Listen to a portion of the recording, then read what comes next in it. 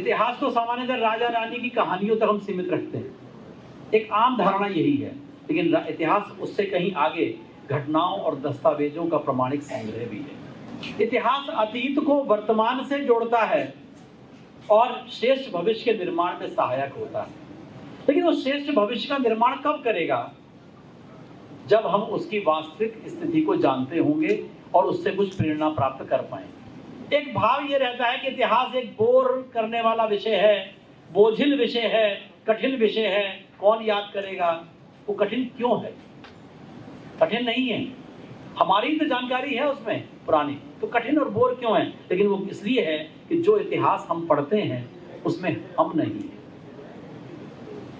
उसमें हम अपने आप को नहीं पाते हैं। आप सब सुधीजन बैठे हैं, वही उपन्यास, वही पुस्तक, वही ग्रंथ, वही फिल्म, वही टीवी सीरियल ज्यादा लोकप्रिय होता है जिसके पात्रों से हम अपने आप को कनेक्ट कर लेते हैं, उसमें अपनी कहानी पाते हैं कि हमारे जीवन के बारे में कुछ बताया।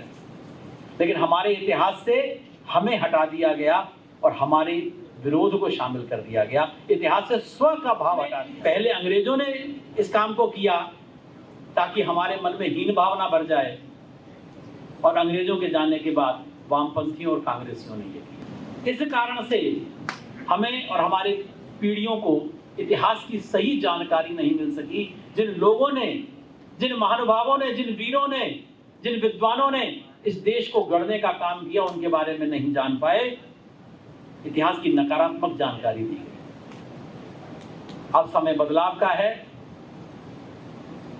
हमारे स्वतंत्रता के अमृत महोत्सव का समय है, तो इस समय इस बदलाव की दौर में इस विषय का भी बदलाव होना चाहिए, और उसी श्रृंखला के अंतर्गत यह क्रांति तीर्थ की योजना हमारे समक्ष आई। देश की स्वतंत्रता के नाम पर कुछ गुने चुने लोग, कुछ गुने चुने परिवार ही किताबों में पढ़ाए गए, लोगों को समझाए गए,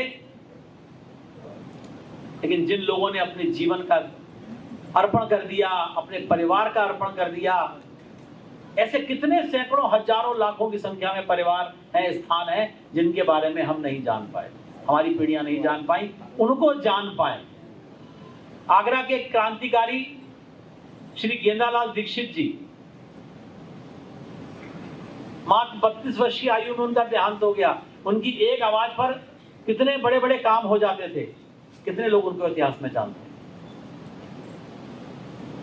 आगरा में हार्डी बम कांड हुआ, बेलनगंज सिकोनिया पर, बरौलिया बिल्डिंग पर।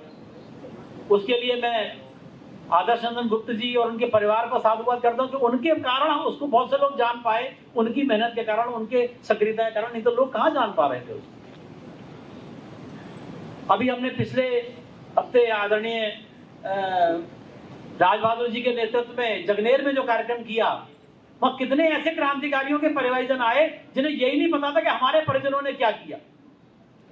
तो ऐसी पूरी योजना को, इन जगहों को तीर्थ के रूप में स्वीकार करते हुए स्थान स्थान पर कार्यक्रम हो रहे हैं।